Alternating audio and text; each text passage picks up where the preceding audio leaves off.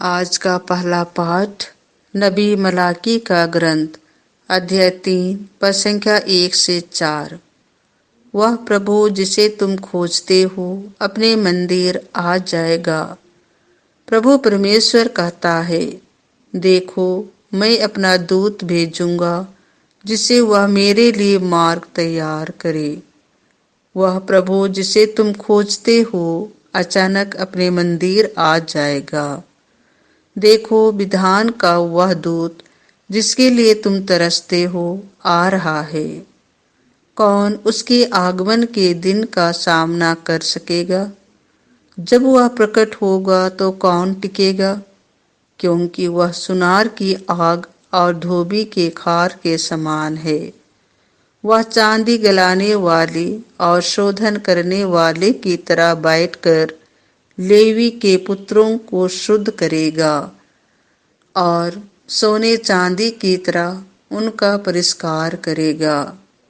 तब ये योग्य रीति से ईश्वर को भेंट चढ़ाएंगे और प्रभु परमेश्वर प्राचीन काल की तरह युदा और यरूशलेम की भेंट स्वीकार करेगा। यह प्रभु की वाणी है।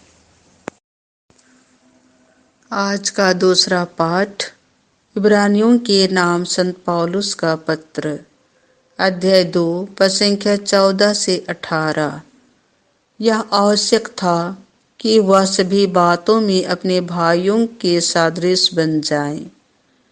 परिवार के सभी सदस्यों का रक्त मांस एक ही होता है, इसलिए यीशु भी हमारी ही तरह मनुष्य बन गए, जिससे वह अपनी मृत्यु द्वारा मृत्यु पर अधिकार रखने वाले शैतान को परास्त करे और मृत्यु के भय से दासता में जीवन बिताने वाले मनुष्यों को मुक्त कर दे।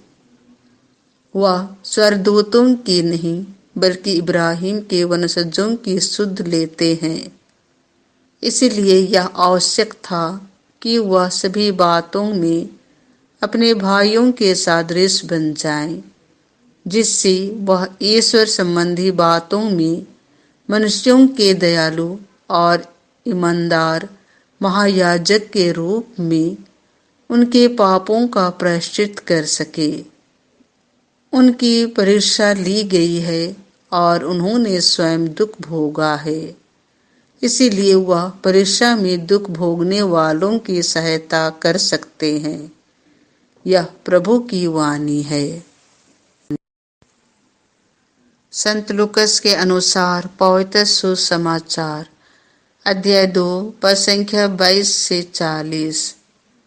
मेरी आंखों ने तेरी मुक्ति को देखा है।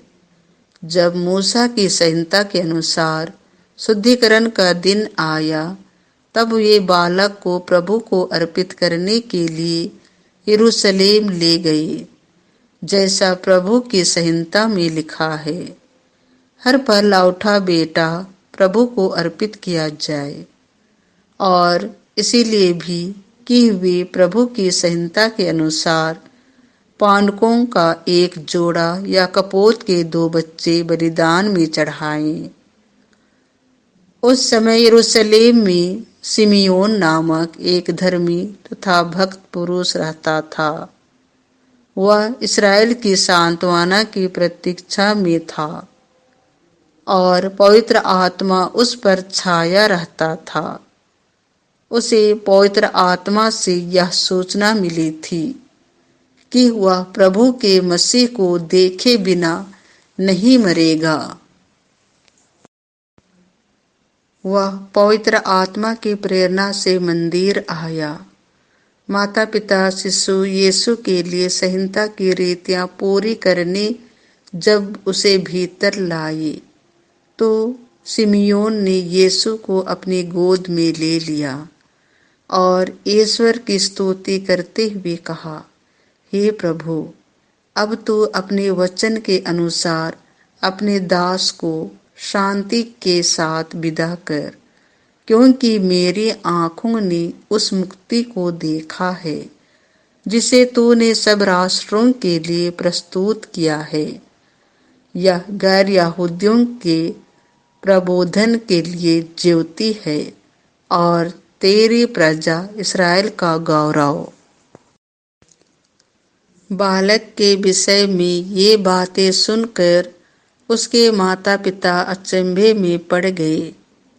सिमियोन ने उन्हें आशीर्वाद दिया और उसकी माता मरियम से यह कहा, देखिए, इस बालक के कारण इस्राएल में बहुतों का पतन और उत्थान होगा। यह एक चिन्ह है जिसका विरोध किया जाएगा, जिससे बहुत से हृदयों के विचार प्रकट हो जाएं, और एक तलवार आपके हृदय को आर पार बेधेगी। अन्ना नामक एक नबिया थी जो अशेर वंशी फनमेल की बेटी थी। वह बहुत बूढ़ी हो चली थी। वह विवाह के बाद केवल 7 बरस तक अपने पति के साथ रहकर विधवा हो गई थी और अब 84 बरस की थी। वह मंदिर से बाहर नहीं जाती थी और उपवास तथा प्रार्थना करते हुए रात दिन ईश्वर की उपासना में लगी रहती थी। वह उसी घड़ी आकर प्रभु की स्तुति करने लगी, और जो लोग यरूशलेम की मुक्ति की प्रतीक्षा में थे, वह उन सबों को उस बालक के विषय में बताया करती थी। प्रभु की संहिता के अनुसार सब कुछ पूरा कर लेने के बाद वे गलीलिया अपनी नगरी नाजरेत लौट गए। वह बालक बढ़ता गया, उसमें बल तथा बुद्धि का विकास होता गया और उस पर ईश्वर का अनुग्रह बना रहा। यह प्रभु का सुसमाचार है।